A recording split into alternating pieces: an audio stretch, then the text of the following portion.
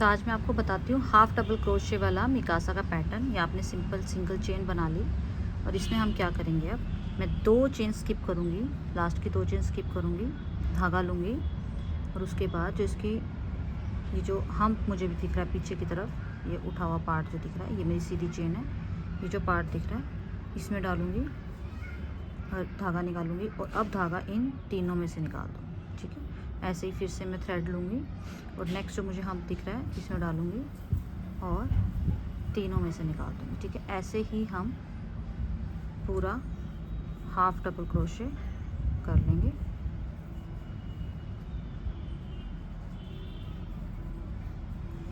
इस तरह से। ठीक है, इसके बाद 2 चेन जब हम टर्न करेंगे, मैं थोड़ा सा पार्ट करके दिखा रही हूँ आपको सिर्फ। इसके बाद फिर हम धागा लेंगे और ये जो हमारे को दिख रहे हैं 2 लाइनें दिख रही हैं ना, ये पहला थ्रेड जो पीछे वाला थ्रेड है, बैक लूप जिसे हम बोलते हैं, इस बैक लूप में डालेंगे और इसमें से धागा निकालेंगे और इन तीनों में से निकाल देंगे। ठीक है, फिर धागा लेंगे, बैक लूप में डालेंगे और इन तीनों में से निकाल देंगे। ठीक है, फिर बैक लूप में डालेंगे और तीनों में से निकाल देंगे।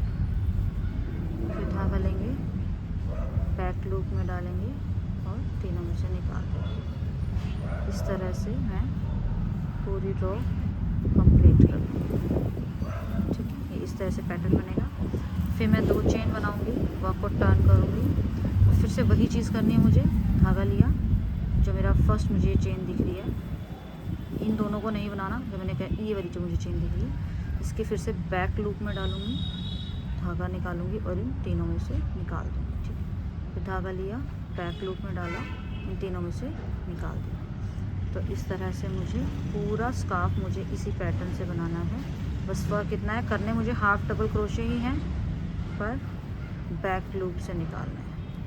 मैंने धागा लिया, ये बैक लूप से धागा स्प्लिट हो गया है, कोई बात नहीं, ये निकाल दिया तीनों से। ठीक है, 2 चेन काम टर्न कर लेंगे तो ये पैटर्न आपका बनेगा स्कार्फ का।